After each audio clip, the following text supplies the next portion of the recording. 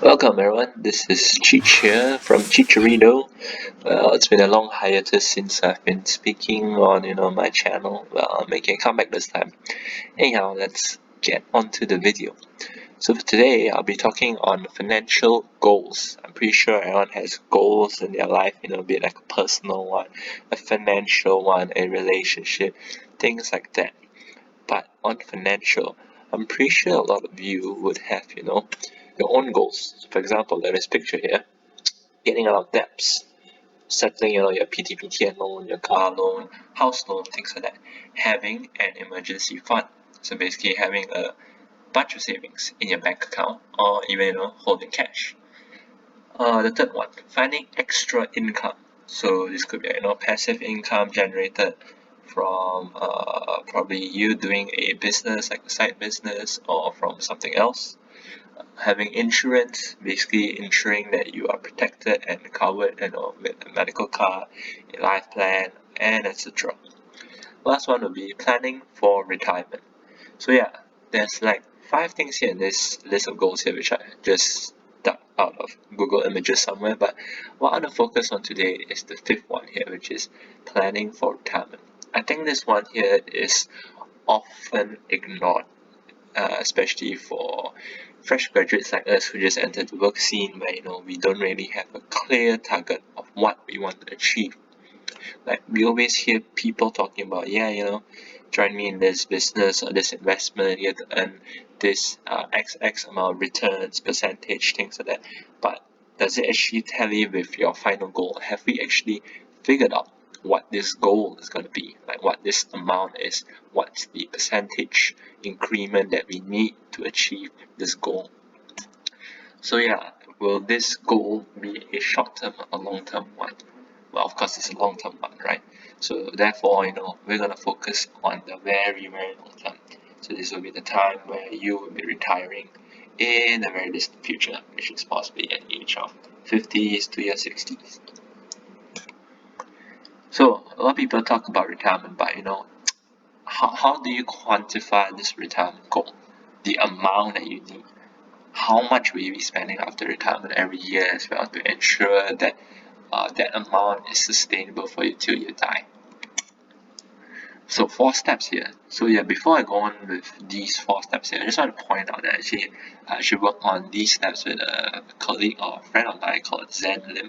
And so basically both of us were talking about this one day, and we're thinking like, yeah, we always talk about investments, talk about being in stocks, being in P2P, a lot of other things. But have you ever seriously considered like how much do we exactly need, without blindly just joining an investment? You should be thinking of what sort of investments actually help you to achieve that goal more efficiently. So yeah, let's go on to the steps. So the first one would be to determine your target amount, or FV, we shall address it as future value. So the future value is the value you will need at retirement. Once you figure out what your future value is, you need to check on hand how much do you have in terms of your bullets. So bullets referring as to your ammunition in terms of your cash. And it's a reloading strategy. How much do you need to reload, like every month, every year, to ensure you achieve that increment in your investments? Then you gotta lock in your target annual rate of return. So this target is set by you as well. So for example, you set 10%, so you gotta ensure the investment instruments that you go into has to approach this target. For example, if you would join FD, which is now like giving you a return of around 3 to 4%, you can't expect that to actually align with your goal of having a 10% increment every year. So yeah, just to say.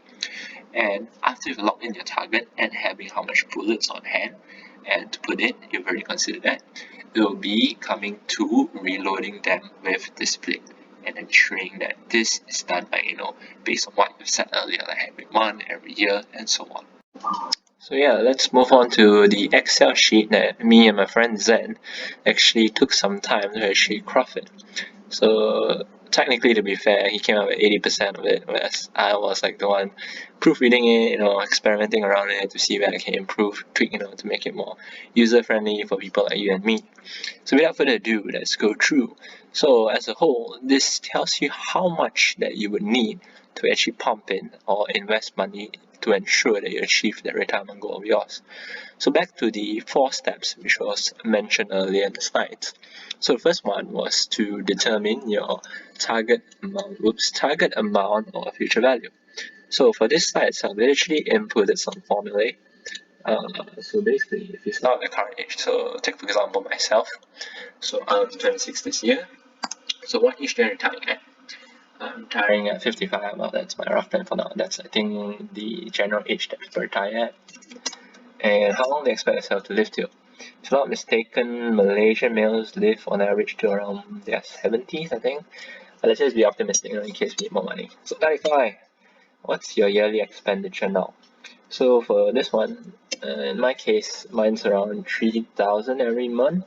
But I'm just gonna put a buffer of 500, so 3,500 times 12 months, and plus 5,000 a year for vacation or some other form of leisure expenses. So that comes out for 7,000. So the future value amount is basically just D9, which is this cell here, times the difference of D and D6, which is the amount of time you spend after retirement or living to your death. So we get an amount of 3.76 million. Well, not to forget inflation as well. So actually that did a rough Google online, and actually went to Statista. And so based on the latest inflation rate from last year, 2019, it was 2.08%. But you can always be more conservative and put it at 3%, 4%, or so on. But apparently, according to Bank Negara, I think I did a quick Google search as well. Again, Malaysia showed it here, but yeah, I think it was around 1%-ish, or less than 1% for the past couple of years. But yeah, you can go check that out. So yeah, with the inflation considered, you can see how much your future value needed actually increases to. So as you can see here, it actually increases to roughly around 6 million. That's kind of double in a way. But yeah, let's move on to, now that we're done with number 1, let's move on to checking bullets on hand and the reloading strategy. So do you have any starting principal amount? So for the starting principal one, it refers to how much you have at the moment to invest, or probably you already have some funds invested in. So in my case, let's say I've already got 40,000, let's say, alright, to put in. So how often are you willing to pump in the dollars times per year? So basically, how many months, or it doesn't have to be months, maybe you can more than that if you pump in regularly. So in my case, I'll choose 12 months because it's like the most general. When do you want to pay the money? EOP or BOP? So EOP is end of period, whereas BOP is beginning of period. So it actually makes a difference, because if you were to pay at the beginning of period, so let's say because putting as 12 months, so at every month, if I want to pay at the beginning, it has more time to compound as compared to when I put at the end of it, as you can see. So let's just say I put it as EOP. So yeah, after we've inputted it as EOP, whoops, sorry about this line. I think it's not the correct section. I think it's meant to be here. But anyhow, this value here will actually correspond to how much value you have initially, how often you're going to pump in the money, at what period, and also how much of annual rate of return that you expect yourself to get every year. In my case, I'm not going to be over conservative or over pessimistic about it, so I'll put it 10%.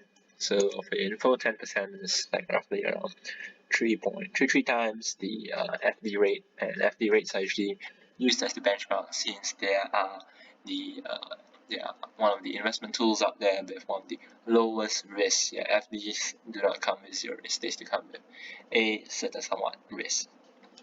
So yeah, so once you have put in your, once you have put in your target annual rate of return 10%, you will see that based on your habit of putting in every month for 12 months, having an initial investment of 40k, putting in at the end of every month, assuming you get your salary then, with a 10% targeted investment rate of return, you will get 718,282.42 at the end of 29 years. since we are taking 29 years to accumulate this value from age 26 to 55. Oops, let's just undo that. So once you've inputted the annual rate of return as well, you can see the periodic payment amount pops out as well based on the formula that we have generated. That me and Zen have generated, and it's a very long, unpleasant formula. So based on my habits, my initial amount, and what are my expected rate of returns, it is seen that I actually have to pump in 2.5k ringgit every month just to achieve the amount needed from this 700 plus k to this true target amount. Because if I were to just pump in 40k, I'll just reach here. Well, when I say reach here, that would mean that I just put in 40,000 and then it increases 10% every year and it reaches this amount. Yes. And that is why we need to pump in money every month based on this frequency to get back this true target amount that we want to achieve when we're at retirement. So to actually understand further on these formulae that we actually inputted in the cells, we actually have some sources here. So some of them are calculators such as Bankrate and Kaysan Casio, whereas most of the concepts and how the calculations are made are actually explained quite well over here at ilectureonline.com with some math thing here. So thanks again to Zen for actually letting me use this sheet here.